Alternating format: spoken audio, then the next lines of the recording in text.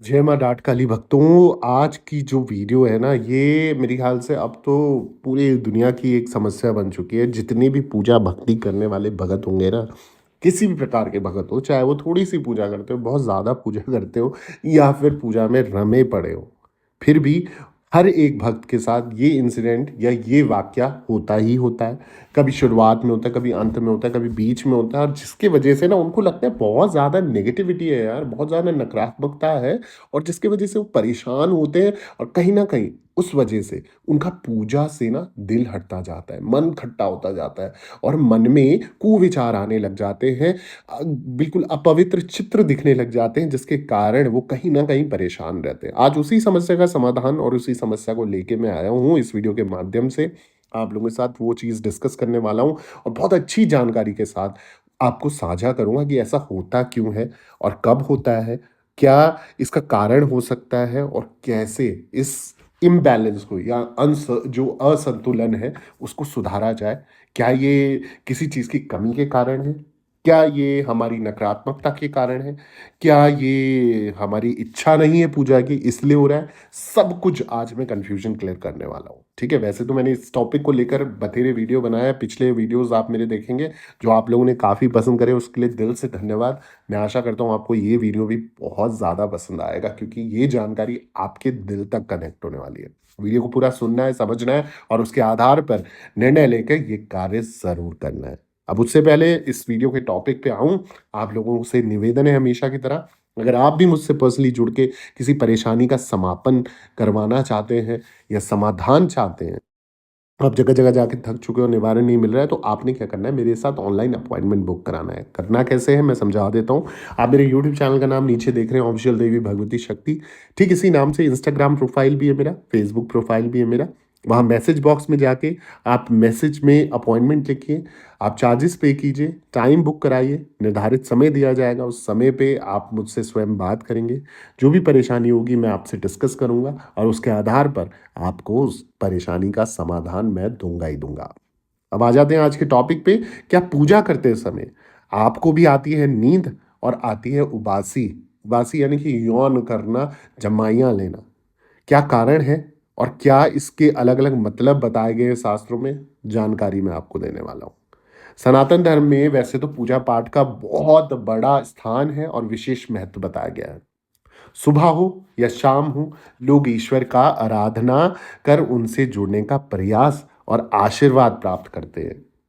भगवान की भक्ति और उनसे जुड़ने के लिए व्यक्ति का मानसिक और शारीरिक रूप से शुद्ध होना बहुत ज़रूरी है। माना जाता है कि जब आपका मन स्थिर होता है ना, तो आप भगवान से जल्द जुड़ जाते हैं। लेकिन कई बार पूजा करते समय आपका मन जो है विचलित होने लगता है या फिर घर के अन्य मामले दिमाग में चलते रहते हैं। इसके अलावा कुछ लोगों को नींद, उबासी की शिकायत हमेशा रहती है, लेकिन ये बिल्कुल भी अच्छा संकेत नहीं माना जाता है। शास्त्रों में इन सब चीज़ों के लिए अलग-अलग मतलब बताए गए हैं। आइए जानते हैं वीडियो के अनुसार कि क्या ये कारण है इसका? पूजा के दौरान अगर आपको भी नींद आ रही है, उबासी आती है, तो क्या संकेत ये आपको मिल रहे हैं? समझ जानकारी इस वीडियो के माध्यम से आपको देने जा रहा हूँ। अब अगर आपको पूजा करते समय नींद आ रही है या फिर आपको उबासी आ रही है, तो ये सामान्यतः इस बात का संकेत माना गया है कि मन पूरी तरीके से भगवान की आराधना में नहीं लग रहा है। ये किसी दूसरी तरफ आपको विचलित कर रहा है। इसके अलावा भी कई तरीके के संकेत देखे जाते हैं जो पूजा में जैसे नींद आ रही है और कई तरीके की मतलब बोरियत जैसे कहते हैं ना कि हम कर तो रहे हैं पूजा में बैठ तो रहे हैं पर मतलब मन है नहीं उधर। दिमाग कहीं और है, कहीं घूमने जाना है या फिर कोई बीमार है उसकी चिंता है, कोई मरने वाला है उसकी चिंता मतलब कहीं न कहीं कुछ गंदी चीज़ें आपके दिमाग में आएँगी, कहीं सेक्स या कोई भी इस तरीके की गंदी-गंदी चित्र आपके दिमाग में आएँगे और वो आपको विचलित करते रहेंगे। आपको पूजा करने ही नहीं देंगे। ये क्या अच्छे संकेत हैं? नहीं, ये बिल्कुल भी अच्छे संकेत नहीं है। अब अगर किसी व्यक्ति को पूजा करते समय नींद आती है, तो इसका कारण ये भी हो सकता है कि आप शारीरिक और मानसिक, फिज़िकली और मेंटली रूप से थका जो कहते हैं ना मतलब थक गए हो, टायर्ड हो और आप अपने को खुद भी ऐसा सुस्त महसूस कर रहे हो, एनर्जी नहीं है आपके पास। या फिर कई बार ऐसी स्थिति में ऐसा देखा गया है कि व्यक्ति को पूजा के दौरान शांति मिलती है और शरीर विश्राम अवस्था में पहुँच जाता है, जिसके कारण पूजा करते समय आपको नींद आती है। तो ये तब होता है जब इंसान की ज़िंदगी में ना बहुत दौड़-भाग हो, शांति नहीं है जीवन में और बस आप पूजा कर रहे हो, आप कहीं पर भी बैठ रहे हो, आपको एकदम रिलैक्स महसूस हो रहा है और आप नींद की तरफ, आप झोंके की तरफ, आप एक छोटी-छोटी जिसे कहते हैं अंग्रेज़ी में नैप ले रहे हो ना, ऐसी आपको मतलब झपकियाँ आने लग जाती है पूजा करते समय। और कई बार ध्यान प्रक्रिया के दौरान भी नींद आने लग जाती है, आप मेडिटेशन नहीं कर पाते, आप एकाग्र एक बुद्धि नहीं लगा पाते पूजा में और जब आप ध्यान अपने आज्ञा चक्र को जागृत करने की कोशिश करते हो, कुंडलिनी शक्ति को जागृत करने की कोशिश करते हो या अपने किसी भी चक्र को जागृत करने की कोशिश करते हो, तो आपको ध्यान लगाना होता है और वो ध्यान आप लगा ही नहीं पाते हो। पूजा के दौरान नींद आना ऊर्जा का जो असंतुलन, इम्बैलेंस का संकेत भी देता है, ठीक है? शास्त्रों के अनुसार मानव शरीर में 7 चक्र होते हैं, ठीक है? जो कि ऊर्जा का संतुलन बनाए रखने में हमारी मदद करते हैं। वहीं जब इस चक्रों का संतुलन बिगड़ता है, तो ऐसे में इसका हमारे शरीर और मन पर गहरा असर देखने के लिए पड़ता है। इसलिए पूजा में मन स्थिर ना रहे या नहीं रह पाता या फिर जो नींद का कारण बन जाता है ना, ये एक कारण हो सकता है।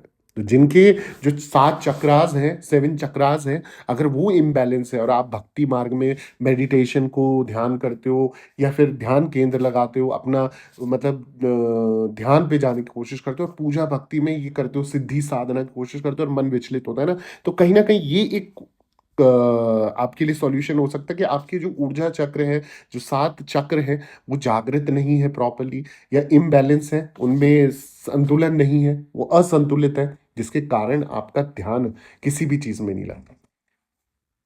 अब जब ये नेगेटिविटी और कमियों की बात हो रही है ना, पूजा भक्ति में ध्यान ना लगना, उबासी आना, नींद आना, तो इसकी एक और कमी मैं आपको बता सकता हूँ। जैसे शास्त्रों के अनुसार किसी व्यक्ति को ना पूजा करते समय नींद आती है, तो ऐसे में ये संकेत मिलता है कि वो जो व्यक्ति है ना, वो व्यक्ति पूर्ण रूप से ईश्वर के प्रति समर्पित नहीं है। उसकी एकाग्रता ईश्वर से जुड़ने से ज़्यादा किसी दूसरी तरफ एकत्रित है। यही कारण है पूजा के बीच में नींद आना, उबासी आना। अब किसी भी चीज़ को आप देख लो, आपको बोला जाए ना जैसे अगर बचपन की बातें याद हो कुछ लोगों को, तो जब भी माँ-बाप बोलते थे बच्चे किताब खोलो, पढ़ाई करो, सुबह-सुबह उठा दें, शाम को रात को पढ़ने के लिए बोले, तो आपको क्या होता था जमाइयाँ आने लग जाती, नींद आने लग जाती, झपकियाँ आने लग जाती और जैसे ही किताब बंद करो, एकदम एक्टिव, एकदम नॉर्मल हो जाते थे। क्यों होता था? इंटरेस्ट नहीं है। सेम इसी तरीके से ये पूजा भी इसी तरीके की चीज़ है कि आपने बैठे और आपको इंटरेस्ट नहीं है फिर भी आप कर रहे हो क्योंकि बोला गया है, फ़ोर्सफुली कराया गया है या फिर करना है हमारी ज़िम्मेदारी बनती है और इसलिए आप कर रहे हो और वहाँ आप मात खा जाते हो। तो ये भी एक कमी है। पूजा करते समय नींद आना सिर्फ़ नकारात्मक ही नहीं, बल्कि कई स्थिति में पॉज़िटिव संकेत भी देता है। जी हाँ, कई बार ऐसा भी होता है कि पूजा करते समय नींद आना आत्मा की जो शांति का संकेत हो सकता है। मतलब आप निश्चिंत हो, आपको कोई चिंता नहीं है, कोई फ़िक्र नहीं है, आप टेंशन फ्री हो, आपकी आत्मा एक निस्फ़िक्र जीवन जी रही है और कोई उसमें दिक्कत परेशानी नहीं है। तो ये एक पॉज़िटिव संकेत हो गया कि भैया कोई दिक्कत नहीं। दूसरी चीज़, अगर आप चाहते हैं कि आपको पूजा का पूर्ण फल मिले और नींद ना आए, तो इसके लिए आप पूजा के लिए ऐसे समय का चयन करें, जब आपका मन और घर का माहौल शांत रहे, पॉज़िटिव हो। लोग सुबह या फिर शाम के समय जो पूजा करते हैं, मैं आपको बता दूँ कि पूजा करने से पहले स्नान ज़रूर करें, अपने मन को शांत रखने का प्रयास करें और स्नान और ध्यान करने से मन और शरीर दोनों ही तैयार हो जाते हैं, जिससे नींद नहीं आती, आपको फ्रेशनेस फ़ील होती है। तो पूजा भी एक तरीके की एक्टिविटी ज़रूर है, आपके दैनिक चर्या का एक कर्म ज़रूर है, परंतु इसको करा कैसे जाए, वो आपको समझना चाहिए। अगर आपको किसी ऐसे समय पे नींद या उबासियाँ आती है, तो आपको समय का बदलाव कर ऐसे समय पे करना चाहिए, जब आप फ्रेश फ़ील कर रहे हो। अगर आपको भी मेरी ये जानकारी अच्छी लगी है तो प्लीज़ मेरे चैनल को सब्सक्राइब कर दीजिए, वीडियो को लाइक कर दीजिए, ज़रूरतमंद लोगों के साथ शेयर करना ना भूलें और कमेंट में जय माता दी ज़रूर लिखें। दरबार से बने रहें, सभी भक्तों को जय माता दी, जय माँ डाठ काली मैया की जय हो।